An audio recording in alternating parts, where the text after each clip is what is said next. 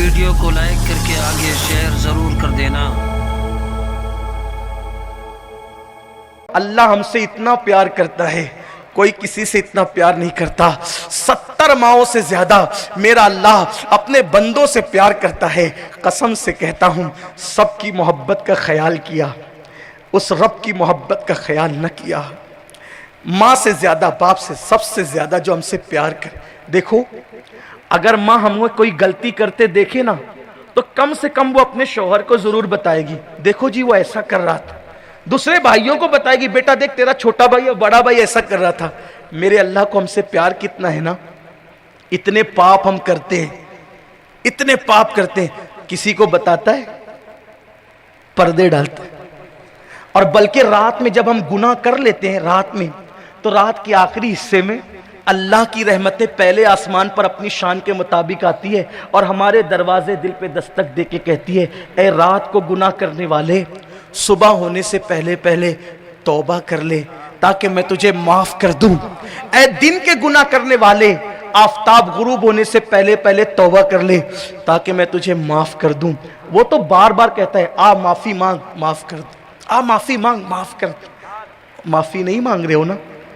ایک بزرگ تھے اللہ کے ولی، مجذوب، وہ بستی میں اعلان کرتے تھے، لوگوں اللہ سے صلح کر لو، اللہ سے صلح کر لو، اللہ سے صلح کر لو، لوگوں اللہ سے صلح کر لو۔ جب قبرستان میں گئے تو کہا، اللہ ان سے صلح کر لو۔ قبروں کی طرف اشارہ کر کے کہا، اللہ ان سے صلح کر لے، اللہ ان سے صلح کر لے۔ لوگوں نے کہا، بابا بستی بدلتی ہے تو بات بھی بدلتی ہے، بستی میں تو کہتے ہو کہ اللہ سے صلح کر لو اور قبرستان میں آگے کہتے ہو اللہ ان سے صلح کر لے۔ کہا تم نہیں سمجھے، جب بندہ زندہ ہوتا ہے اللہ کہتا ہے آ معاف کر دوں گا، آ معاف کر دوں گا۔ اللہ صلح کے لیے تیار ہے، بندہ صلح نہیں کرتا، توبہ نہیں کرتا۔ لیکن جب مر کے عذاب میں گرفتار ہوتا ہے تو بندہ کہتا ہے معافی، معافی، توبہ، توبہ۔ کہ توبہ کا دروازہ تو بند ہو گیا، اس سے پہلے کی توبہ کا دروازہ بند ہو جائے، آؤ اپنے اللہ کی بارگاہ میں توبہ کر لو۔ اور توبہ بہت کی ہوگی آپ نے، لیکن آج ہمیں جو توبہ کرنا ہے وہ توبہ ہے جس کا مطالبہ قرآن کرتا ہے۔ یا ایھا الذین آمنوا توبوا الی اللہ توبۃ نصوحا، ایمان والو ایسی توبہ کرو جو تمہارے لیے نصیحت بن جائے۔ کان کو کھینچنا توبہ نہیں، گال کو پیٹنا توبہ نہیں۔ توبہ یہ ہے کہ جیسے گناہ سے ایک بار نکل جاؤ، ایسے جیسے بکری کے تھن سے دودھ نکلتا ہے تو دوبارہ پھر اسی سوراخ سے تھن کے اندر دودھ نہیں جا سکتا، ایسے کوئی گناہ سے توبہ کر لے پھر دوبارہ اس راستے نہ جائے، ایسا توبہ کرنے والا اللہ کا ولی بنا دیا جاتا ہے۔ بس بات جو آخری کرنا تھا یہی بات تھی، کیسے کیسوں نے توبہ کی، کیا کیا بن گئے، یہی بات۔ عذاب کا ذکر سن کے مایوس نہ ہو جاؤ، کیونکہ ہم تبلیغی جماعت والوں کی طرح بالکل مایوس بھی نہیں کرتے، اور رافضی اور شیعوں کی طرح کچھ بھی کرو جنت میں جاؤ یہ بھی نہیں کرتے۔ ہمارا مسلک اہل سنت ہے، نہ افراط ہے نہ تفریط ہے، ہمارا مسلک اعتدال ہے۔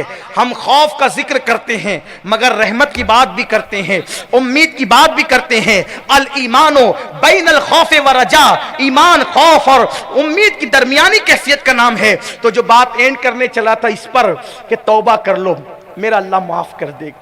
کیسے کیسوں نے توبہ کی، کیا کیا بن گئے، بس توبہ کرو۔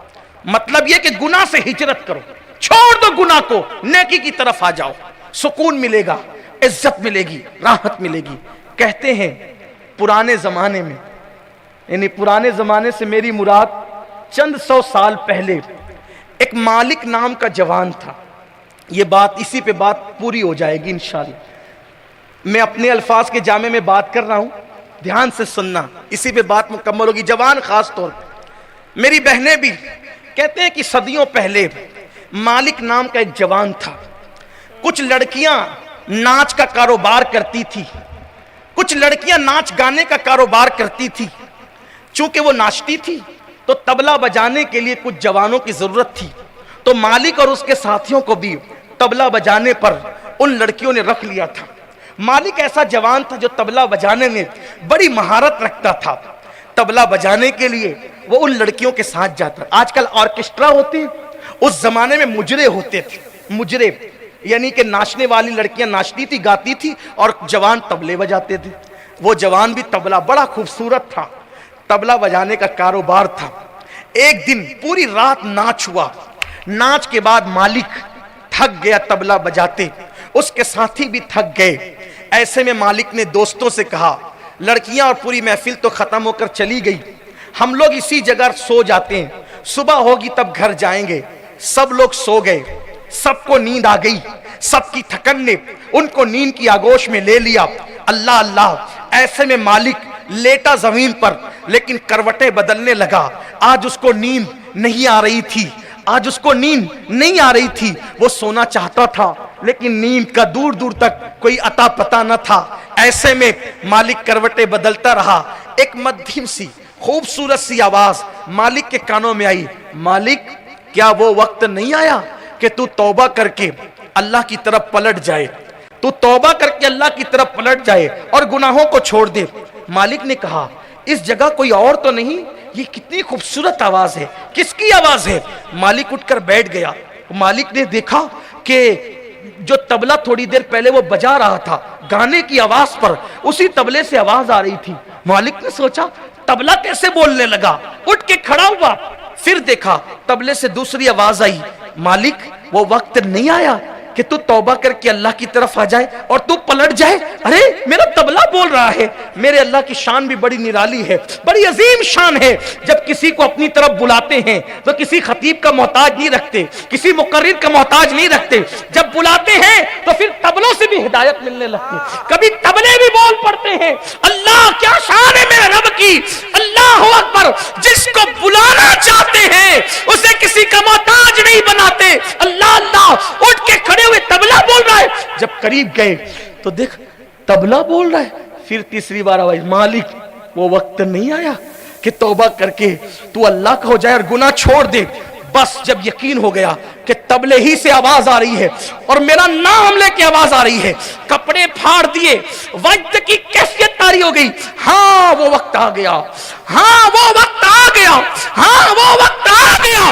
اور اس کے بعد سچی توبہ کر لی مالک نے، طبلہ چھوڑا، گناہ چھوڑا. لیکن لوگ تو ہر زمانے کے لوگ ہیں، ہر دور کے لوگ ہیں. جب تک انسان بگڑا ہوتا ہے اس کو کوئی کچھ نہیں کہتا، ڈرتے ہیں.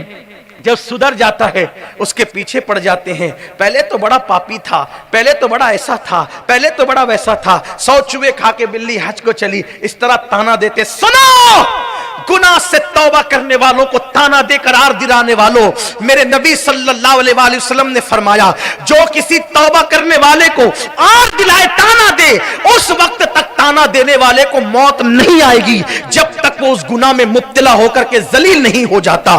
اس لیے کبھی کسی توبہ کرنے والے کو تانا مت دینا، ہمت دینا، حوصلہ دینا، کتنا ہی کوئی پاپی ہو. مالک نے تب توبہ کر لی تو پھر اب مالک کو لوگ تانا دینے لگے. ایک دن کشتی میں سفر کے لیے جا رہے تھے، مالک توبہ کر لی نا، سفر کے لیے جا رہے تھے تو کسی کا ایک موتی گم ہو گیا، سچا موتی.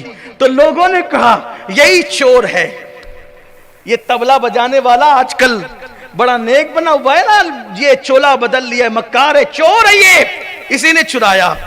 مالک نے آسمان کی طرف دیکھا، جب تک تجھ سے دور تھا تو لوگ ڈرتے تھے، جب تک تجھ سے دور تھا پاپی تھا، لوگ ڈرتے تھے، کوئی کچھ نہیں کہتا تھا. تیرے قریب آ گیا ہو تو لوگ کیسا ظلم کرتے ہیں، کیسے تانے دیتے ہیں. بہرحال یار کی مرضی، یار کی مرضی، چاہے نیک نام کر دے چاہے بدنام کر دے، تیری ہر رضا میں ہم راضی ہیں. لیکن یہ بات کہہ کر فوراً غصہ آ گیا. مجھے چور کہتے ہو، تم جیسے لوگ ہی تو چور ہوتے ہیں. ٹھیک، اے دریا کی مچھلیوں، یہ کہتے ہیں کہ میں نے چوری کی ہے ان کے موتی کی، واپس کرو ان کا موتی. پورا دریا مچھلیوں کے سر سے بھر گیا، ہر مچھلی نے منہ اوپر نکال لیا اور ہر مچھلی کے منہ میں موتی تھی. مالک نے کہا جو تمہارا ہے لے لو یہ سب موتی. اور پھر اب لوگ سمجھ گئے مالک کوئی معمولی آدمی نہیں رہا، توبہ کر کے بہت کچھ بن گیا، اب قدم پکڑنا چاہتے ہیں. تو مالک نے کشتی سے اتر کر دریا پہ پیر رکھا، پانی پر چلتے چلتے گزر گئے، دیکھنے والے دیکھتے رہ گئے، کل کا طبلہ بجانے والا توبہ کر کے کس مقام پر پہنچا، اسی مالک کو دنیا حضرت مالک ابن دینار کے نام سے جانتی ہے۔ توبہ کرنے والے اس مقام پر پہنچے، توبہ کر کے غریب نواز کے پیروں میں ان کا شمار ہوتا ہے، غوث پاک کے پیروں میں ان کا شمار ہوتا ہے۔ یہ ہے حضرت سیدنا مالک ابن دینار رضی اللہ تعالیٰ۔ آؤ ہم بھی توبہ کر لیں، اللہ سے صلح کر لیں، اللہ کی بارگاہ میں سچی توبہ، لیکن توبہ ایسی گال پیٹنے والی نہیں، کان کھینچنے والی نہیں، توبہ نصوحہ کر لیں، میرا اللہ معاف کرے گا۔ حدیث پاک میں آتا ہے اگر کوئی 40 سال تک بھی 40 سال تک 4000 سال تک بھی اگر کوئی گناہ کرے اور ایک بار سچی توبہ کر لے تو میرا اللہ اس کو معاف کر دیتا ہے۔ آئیے ہم سب اپنے تمام گناہوں سے آج توبہ کریں، اللہ ہم سب کی مغفرت فرمائے۔ آئیے میرے ساتھ مل کر اگر پڑھنا چاہتے ہیں تو پڑھیں۔ داڑھی منڈانے سے توبہ کر سکتے ہیں تو کر لیں، گانا سننے سے توبہ کر سکتے تو کر لیں، بے نمازی پن سے توبہ کر سکتے ہیں تو کر۔ لوگ کیا کہیں گے مولانا؟ کل جب صبح ہوگی تو لوگ کیا کہیں گے؟ وہ لوگ قبر میں آئیں گے بچانے کے لیے، لوگ کیا کہیں گے؟ چھوڑو لوگوں کو، لوگ تو کسی کو اچھا نہیں کہتے، سب کی فکر چھوڑو۔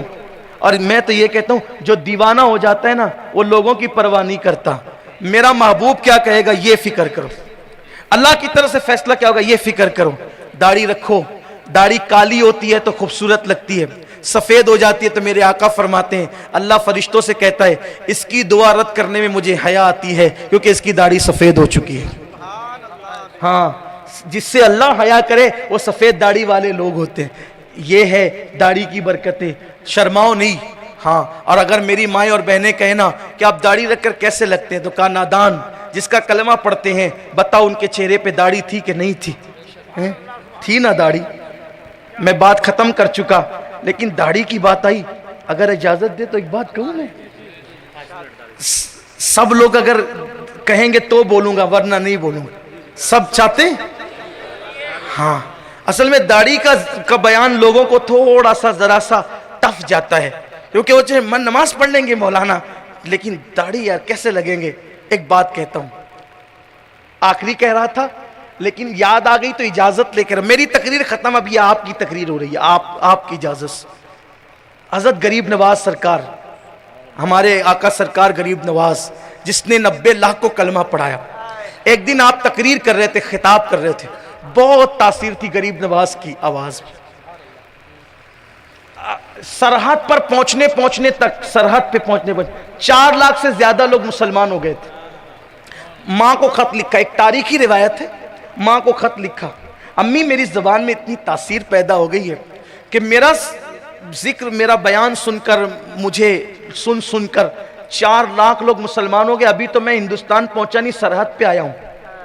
ماں نے خط کا جواب دیا، بیٹے اس میں تیری ماں کا کمال زیادہ ہے کہ تیری ماں نے تجھے کبھی بغیر وضو کے دودھ نہیں پلائے، یہ اس کی برکت ہے کہ اللہ نے تیری زبان میں تاثیر پیدا۔ حالانکہ بعض مورخین نے کہا ہے کہ ان کی والدہ کا وصال بچپنے میں ہو گیا تھا، لیکن بعض مورخین نے لکھا ہے تو اپنی تقریر جو ہے وہ مثنوی کی طرح ہے، جس میں بھی عبرت کا پہلو ہے وہ بیان کر دیا جائے، اگر مسلک سے نہ ٹکرائے، مذہب سے نہ ٹکرائے، صحیح عقائد سے نہ ٹکرائے تو مثنوی کی طرح جلال الدین رومی کے انداز میں بس نصیحت درکار ہے نا، نصیحت درکار ہے۔ امام اہل سنت نے کہا تھا نا، وصل میں ان کا ذکر تھا، ہجر میں ہائے ہائے گل، وصل میں ان کا ذکر تھا، ہجر میں ہائے ہائے گل، کام ہے ان کے ذکر سے وہ یوں ہو یا کہ یوں۔ وہ آپ نے جو یوں کی ردیف پہ جو لکھا ہے نا، پوچھتے کیا ہو عرش پر، یوں گئے مصطفیٰ کے یوں، کیف کے پر جہاں جلے کوئی بتائے کیا کہ یوں۔ تو امام فرماتے ہیں ان کے ذکر سے کام ہو، چاہے وہ ایسے ہو جائے چاہے وہ ایسے ہو جائے، تو میں اصلاح کے لیے بیٹھا ہوں، چاہے ایسے ہو جائے چاہے ایسے۔ تو سرکار غریب نواز واس فرما رہے تھے، نصیحت، اور آپ کا عنوان تھا جہنم کا عذاب، جہنم کے عذاب کی بات چل رہی تھی، اس لیے کہ جتنے نبی آئے ہیں وہ سب ڈرانے کے لیے آئے، تو جتنے ولی بات کرتے تھے سب ڈرانے کی بات کرتے تھے، بلکہ حضور بھی ڈرانے کے لیے آئے۔ قرآن کہتا ہے یا ایھا المدثر قم فانذر، اے کمبل اوڑھنے والے اٹھو اور اپنی قوم کو ڈراؤ۔ حضور بھی ڈرانے کے لیے آئے تھے، یہ محفل لطیفے کے لیے نہیں، ڈرانے کے لیے ہی ہے۔ ہاں تو آپ عذاب کا ذکر کر دے، جہنم کے عذاب کا۔ ایک جوان کھڑا ہوا، کہنے لگا سرکار اے معین ملت و دین، آپ نے بہت عذاب کا ذکر کیا اور مجھے بہت ڈر لگ گیا ہے، اب میں چاہتا ہوں کہ جہنم سے بچوں، میں چاہتا ہوں جہنم سے بچوں۔ کیسے بچوں گا؟ بہت ڈھیر کام نہیں کر سکتا، میں بہت ڈھیر عمل نہیں کر سکتا، زیادہ عمل نہیں کر سکتا، کوئی ایک بات بتا دو، شارٹ میں بتاؤ ایک بات کہ میں اس پہ کر لوں جہنم سے بچ جاؤں۔ اب بزرگوں کا طریقہ ہے جتنی عقل اتنی گفتگو، سامنے والے کی عقل جتنی اتنی گفتگو۔ اس نے کہا ایک بات بتاؤ کہ میں جہنم سے بچ جاؤں۔ میرے خواجہ نے کہا بیٹا داڑھی رکھ لے، انشاءاللہ تو جہنم سے بچ جائے گا، داڑھی رکھ جہنم سے بچ جائے گا۔ اس نے کہا حضور یہ چند داڑھی کے بال بڑھانا اور جہنم سے بچ جانا؟ فرمایا بیٹا تو نے لیلا مجنو کی داستان سنی ہے؟ اس نے کہا سنی ہے۔ کہا اس میں یہ سنا ہے کہ ایک دن مجنو پر جب لیلا کی محبت نے غلبہ کیا تو مجنو لیلا لیلا کرتے کرتے ایک دن جنگل میں چلا، جنگل میں گیا، بھوکا پیاسا تھا، بے ہوش ہو گیا، کئی دن تک کے نہیں ملا لوگوں کو مجنو، تو اس کے جو سچے پکے دوست تھے ڈھونڈتے ڈھونڈتے مجنو کو جنگل گئے، جنگل میں دیکھا تو بے ہوش پڑا تھا، چہرے پہ پانی مارا، اس کو اٹھایا، اور جب وہ اٹھا وہ پوچھا او مجنو کیا حال بنا رکھا ہے تو نے، تیری کیا حالت ہو گئی ہے؟ اس نے کہا چھوڑو، لیلا کی یاد ہی سب کچھ ہے، کھانا لیلا کی یاد، پینا لیلا کی یاد، سونا لیلا، سب کچھ لیلا کی یاد ہی ہے، سب کچھ لیلا کی یاد۔ اس کو ہر جگہ لیلا ہی دکھتی تھی، بلکہ بعض بزرگوں نے لکھا ہے مجنو کو سب سے پہلے جس نے مجنو کہا وہ امام حسن ہے۔ مجنو کہتے ہیں عربی میں پاگل کو، دیوانے کو، اصل نام قیس تھا۔ حضرت امام حسن کوفہ کے جنگل سے جا رہے تھے، جھگڑا چل رہا تھا، لڑائی چل رہی تھی کسی مسئلے پر، امام حسن کچھ تھوڑا سا پریشان تھے، جنگ ہو رہی تھی، مجنو کو دیکھا، قیس کو آرام سے بیٹھا ہوا ہے لیلا کی یاد میں، تو امام حسن نے کہا مجنو سے کہا قیس ایک بات بتا، خلیفہ کس کو ہونا چاہیے؟ قیس ایک بات بتا، دو گروہ میں جنگ ہو رہی ہے، خلیفہ کس کو ہونا چاہیے؟ قیس نے کہا خلیفہ تو میری لیلا کو ہونا چاہیے۔ تو آپ نے ہنس کے کہا تو بھی تو مجنو نکلا۔ تو وہ مجنو اتنا قبول ہو گیا، تو تو پاگل ہی ہے، اتنا محبت کا غلبہ ہے کہ وہ کہتا ہے کہ حالانکہ عورت کوئی خلیفہ ہو نہیں سکتی، لیکن عشق جو تھا اس کو ہر جگہ لیلا ہی دکھتی تھی، کہ تو نیرا مجنو نکلا، مجنو ہے تو۔ وہ اتنا مقبول ہوا کہ پھر قیس لوگ بھول گئے اور پھر لوگوں نے اس کو مجنو ہی کہنا شروع کیا۔ لیکن یہ بات بھی آپ کو بتا دوں کہ وہ جو قیس لیلا مجنو کی داستان ہے، وہ لیلا کوئی عورت نہیں تھی، وہ تو مجنو پر اللہ کی محبت کا غلبہ تھا۔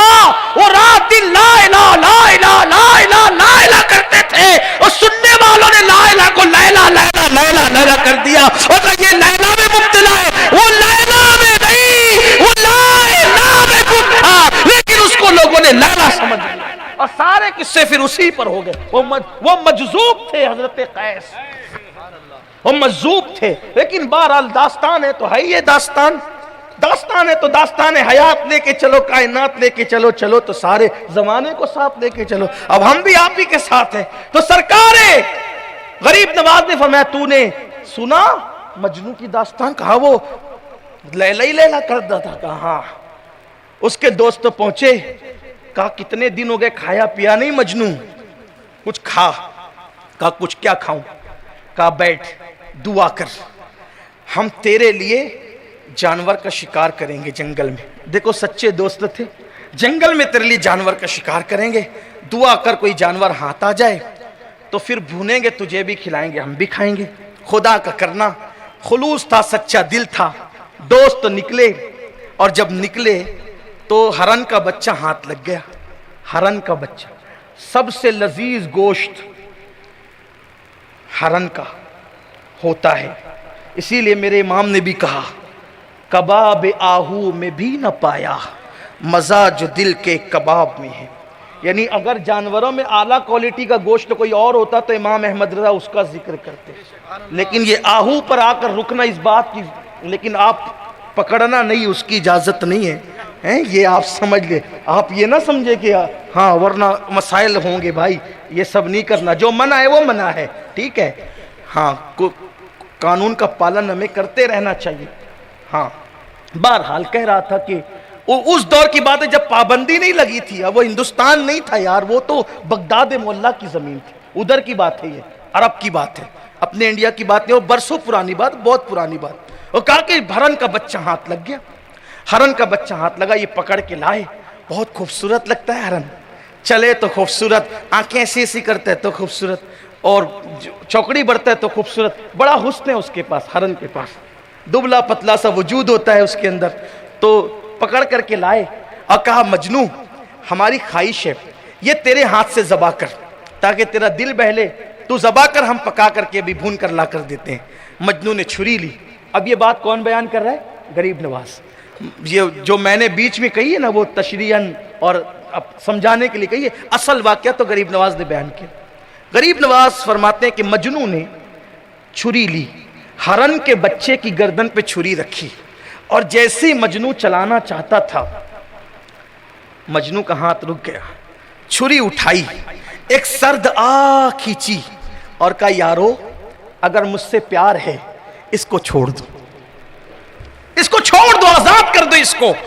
انہوں نے چھوڑ دیا, وہ چوکڑی بھرتے ہوئے بھاگ گیا.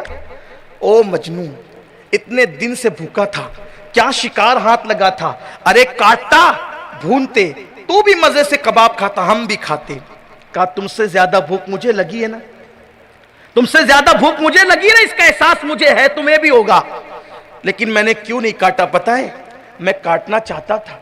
ہرن کسے برا لگا, ہرن کھانا کسے برا لگا, میں کاٹنا چاہتا تھا, لیکن جیسے اس کی گردن پہ میں نے چھری رکھی, ہرن کی آنکھوں پر میری نظر پڑ گئی, ہرن کی آنکھوں پر میری نظر پڑ گئی.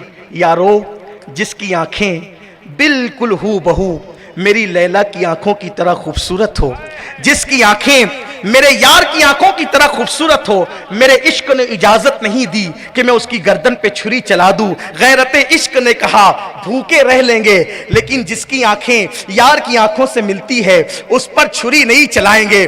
غریب نواز کہتے ہیں نادان, اس جوان سے کہتے ہیں نادان, یہ لیلا مجنو کی محبت کی حقیقت کیا ہے؟ یہ تو ایک قصہ ہے, قصہ, مگر سن اللہ نے اپنے محبوب محمد الرسول اللہ سے جتنا پیار کیا ہے, کون کتنا پیار کر سکتا ہے کسی سے؟ اللہ اکبر. وہ تو محبوب سے ایسا پیار کرتا ہے کہ اللہ اللہ اللہ کا محبوب بنے جو تمہیں چاہے, اس کا تو بیان ہی نہیں ہے. تم جسے چاہو, ہر محبوب کے غلام کو وہ اپنا محبوب بنا لیتا ہے. سن سن, حضور سے اللہ جتنا پیار کرتا ہے اتنا کوئی کسی سے پیار نہیں کرتا. جب تیرے گناہوں کی وجہ سے, جب تیری برائیوں کی وجہ سے, جب تیرے پاپ کی وجہ سے, جب تیرے جرائم کی وجہ سے فرشتے تجھے پکڑ کے جہنم میں لے جا رہے ہوں گے, قیامت کے دن جب تیرے گناہ کی وجہ سے فرشتے تجھے جہنم میں لے جا رہے ہوں گے, لیکن تیرے چہرے پہ داڑھی ہوگی تو اللہ کی رحمت پکار اٹھے گی. ارے جس کا چہرہ